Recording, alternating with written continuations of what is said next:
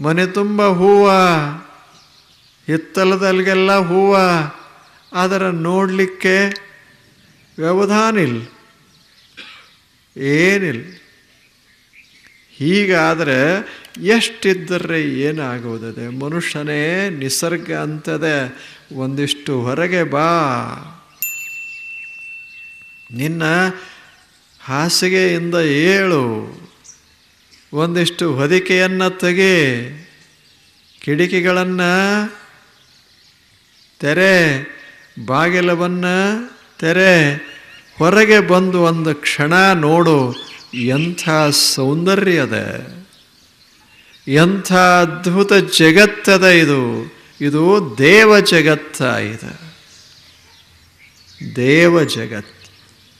ಆದರೆ ಏನಾಗ್ಯದ, ನಾವು ಹೊಚ್ಚಿಕೊಂಡೇವಿ, ಕಣ್ಣು ಮುಚ್ಚಿಕೊಂಡೇವಿ, ಒಳಗೆ ಮ್ಯಾಲ ಮತ್ತೆ ಹೊಚ್ಚಿಕೊಂಡೇವಿ ರಗ್ಗ ಕೌದಿ.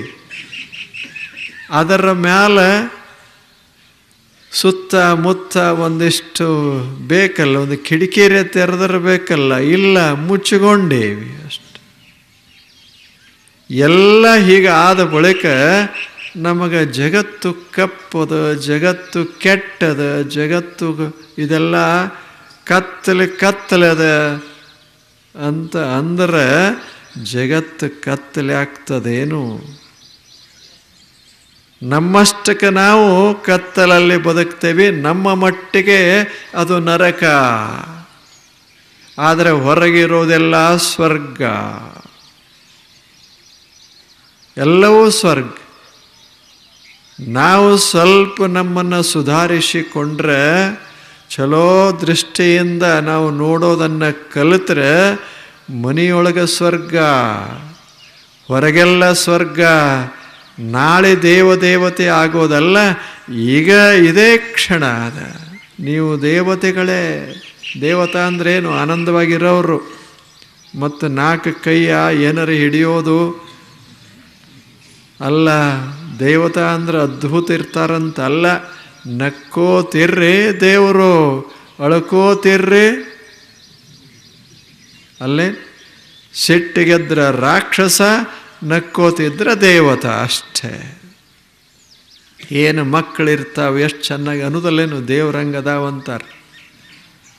ಮಕ್ಕಳಿಗೆ ದೇವ್ರಂಗದಾವಂತಾರೆ. ಯಾಕಂದರೆ ಅವ್ರ ತಲೆಯಾಗ ಏನಿಲ್ಲ, ಸ್ವಚ್ಛ ಕಣ್ಣದಾವ, ಸ್ವಚ್ಛ ಮುಖ ಅದ, ಮನುಷ್ಯನಾಗ ಏನೇನೂ ಇಲ್ಲ, ಆರಾಮಾಗಿ ಅದಾವಲ್ಲ, ಅವ ದೇವತಾ. ಹಂಗ ಮಗುವಿನ ತಾಯಿ, ತಂದೆ, ಅಜ್ಜಿ, ಅಜ್ಜ ಇದ್ದರು ಅಂದರೆ ಅವ ದೇವರ, ಅವರೇ ದೇವರು. ಹೌದಲ್ಲ ಹೇಳಿ? ಇದು ಜಗತ್ತ, ಇದು ಸ್ವರ್ಗ. ಸ್ವರ್ಗ ನರಕವೆಂಬುದು ಬೇರಿಲ್ಲ ಕಾಣಿರೋ. ಆಚಾರವೇ ಸ್ವರ್ಗ, ಅನಾಚಾರವೇ ನರಕ. ಇಲ್ಲಿ ಚೆನ್ನಾಗಿ ಬದುಕಿದರೆ ಇದ ಸ್ವರ್ಗ, ಚೆನ್ನಾಗಿ ಬದುಕಲಿಕ್ಕೆ ಬರದೇ ಇದ್ದರೆ ಇದ ನರಕ, ಇದ ಮರ್ತ್ಯ. ಚೆನ್ನಾಗಿ ಬದುಕೋದು, ಅದನ್ನು ಮಾಡೋದಕ್ಕೆ ಅಲ್ಲಿ ಹೇಳ್ತಾರೆ, ಮಹಾಭೂತಾನಿ ಅಹಂಕಾರ ಬುದ್ಧಿರವ್ಯಕ್ತಮೇವ ಚ ಇಂದ್ರಿಯಾಣಿ ದಶೈಕಂಚ ಪಂಚಚೇಂದ್ರಿಯ ಗೋಚರಾಹ. ಇದೆಲ್ಲ ಇದಕ್ಕೆ ಜಗತ್ತ ಅಂತ ಕರೀತಾರೆ. ಇದು ಒಂದು ಜಗತ್ತ, ಜಗತ್ತಿನ ಹೊರರೂಪ ಇದು. ಎಷ್ಟು ವಿಶಾಲವಾಗ್ಯದ. ಯಾರೇ ಜಗತ್ತಿನ ದಂಡಿ ಕಂಡಾರೇನು? ಎಷ್ಟು ದೊಡ್ಡದು ಜಗತ್ತ. ನಾವು ತಿಳಿದಷ್ಟಲ್ಲ, ಅತ್ಯಂತ ದೊಡ್ಡದು. ಅದನ್ನು ಅಳತೆ ಮಾಡಲಿಕ್ಕೆ ಬರೋದಿಲ್ಲ. It is not bounded, it is boundless. ಜಗತ್ತು ಹೇಗದ ಅಂದರೆ ಅದಕ್ಕೆ ಮೇರೆಗಳಿಲ್ಲ, ಅಷ್ಟು ದೊಡ್ಡದು. ಇಂಥ ಅದ್ಭುತವಾದ ಜಗತ್ತಿನಲ್ಲಿ ಬದುಕುವ, ಅನುಭವಿಸುವ ಅವಕಾಶ ದೊರೆತದಲ್ಲ, ಇದೇ ಭಾಗ್ಯ ಅಂತ ಭಾವಿಸಿರಬೇಕು ಮನುಷ್ಯ. ಇದು ಭಾಗ್ಯ, ಇದು ಭಾಗ್ಯ. ನಾವೇನು ವಿಚಾರ ಮಾಡೇವಿ, ಈ ಊರು ಹೊಲ ಎಲ್ಲ ನನ್ನದು ಆದರ ಭಾಗ್ಯ ಅಂತ ನಾವು ತಿಳ್ಕೊಂಡೇವಿ. ಎಲ್ಲ ಹೆಸರು ನನ್ನ ಹೆಸರಲ್ಲೇ, ಎಲ್ಲ ಭೂಮಿನೂ ನನ್ನ ಹೆಸರಲ್ಲೇ ಆಗಬೇಕು, ಎಲ್ಲ ಮನೆಗಳು ನನ್ನ ಹೆಸರಲ್ಲೇ ಇರಬೇಕು. ತಗೊಂಡು ಏನು ಮಾಡೋದು? ಅದು ಹಚ್ಚಿಕೋಬೇಕಾರ.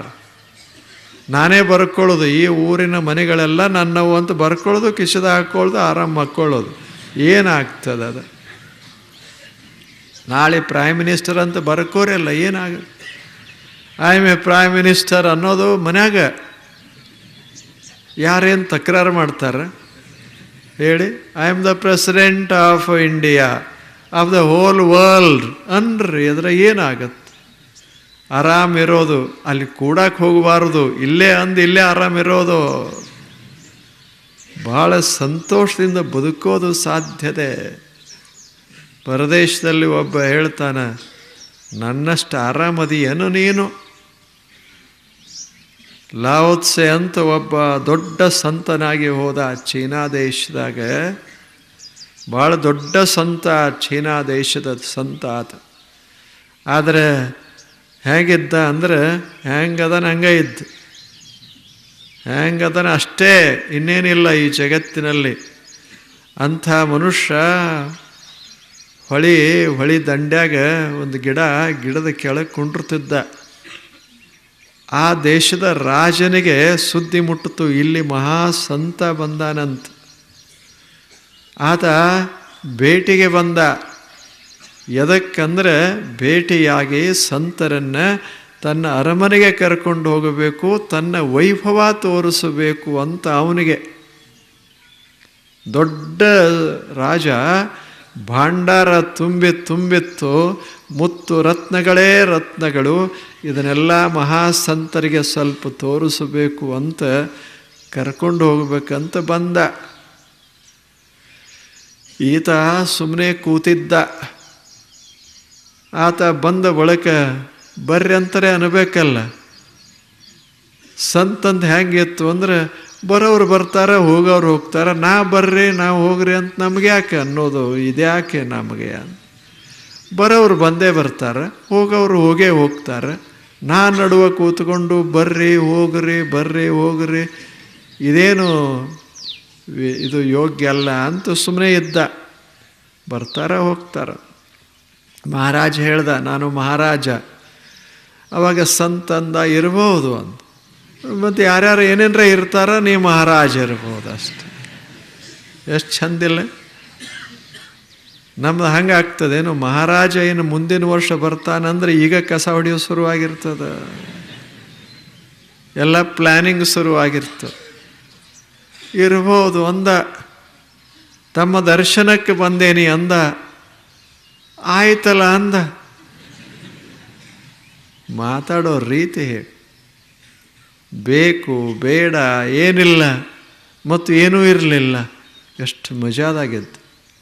ಮಹಾನುಭಾವರೇ, ತಾವು ನನ್ನ ರಾಜ್ಯದಲ್ಲಿ ಬಂದಿದ್ದು ಬಹಳ ಸಂತೋಷ ಅಂದ. ಎಲ್ಲದ ನಿನ್ನ ರಾಜ್ಯ ಅಂದ.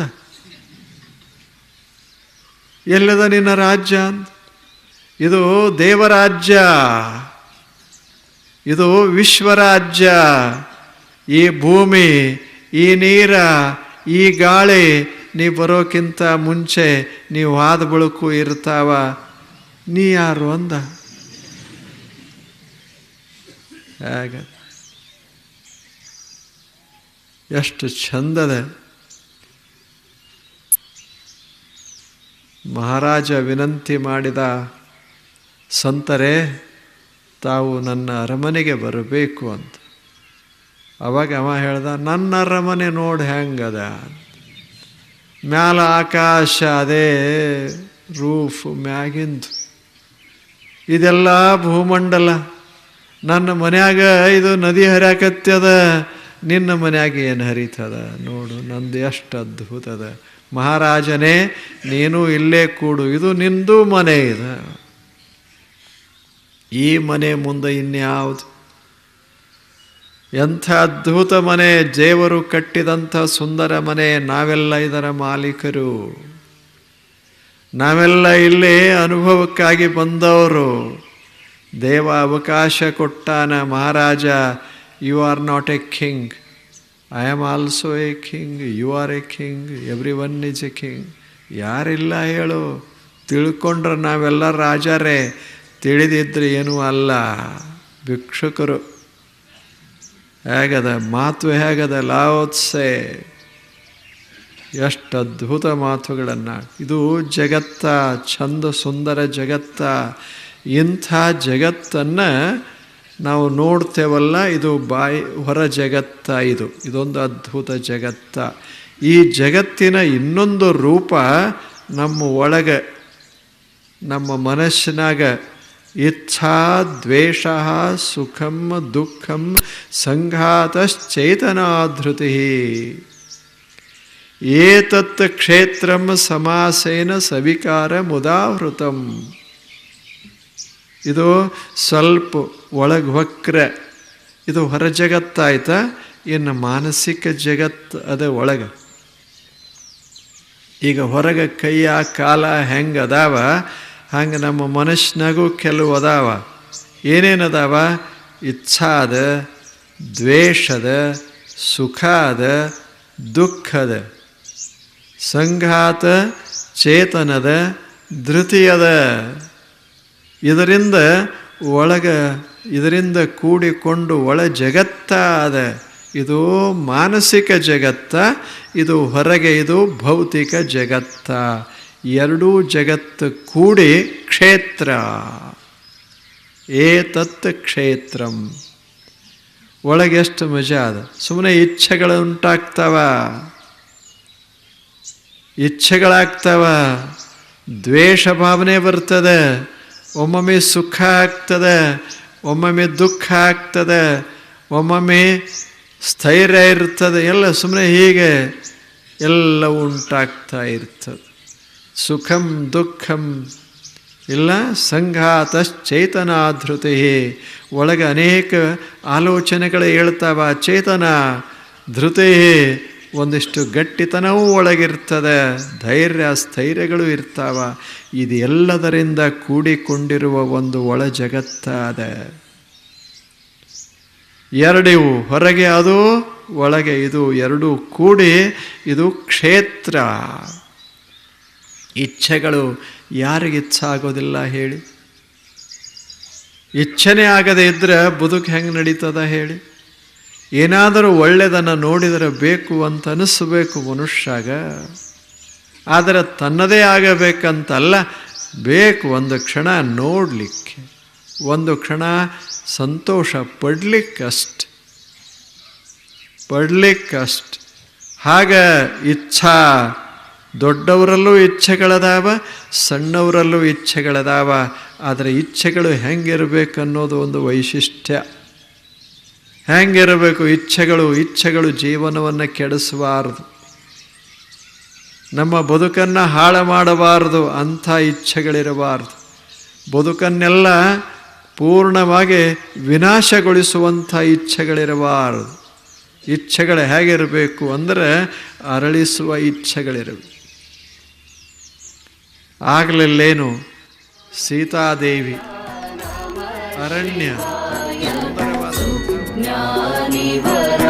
ನಮಃ ಶಿವಾಯ ಸೌಂದರ್ಯ ನಿಧೇ ನಮಃ ಶಿವಾಯ ಸೌಖ್ಯ ಸಮುದ್ರ ನಮಃ ಶಿವಾಯ ಸೌಮ್ಯ ಶರನಿಧೇ ನಮಃ ಶಿವಾಯ ಹೃದಯಾವಾಸ ನಮಃ ಶಿವಾಯ ಹೃದಯಾವಾಸ ನಮಃ ಶಿವಾಯ ಹೃದಯಾವಾಸ ನಮಃ ಶಿವಾಯ. ಓಂ ಪೂರ್ಣಮದಃ ಪೂರ್ಣಮಿದಂ ಪೂರ್ಣಾತ್ ಪೂರ್ಣಮುದಚ್ಯತೆ ಪೂರ್ಣಸ್ಯ ಪೂರ್ಣಮಾದಾಯ ಪೂರ್ಣಮೇವಾವಶಿಷ್ಯತೆ. ಓಂ ಶಾಂತಿ ಶಾಂತಿ ಶಾಂತಿ.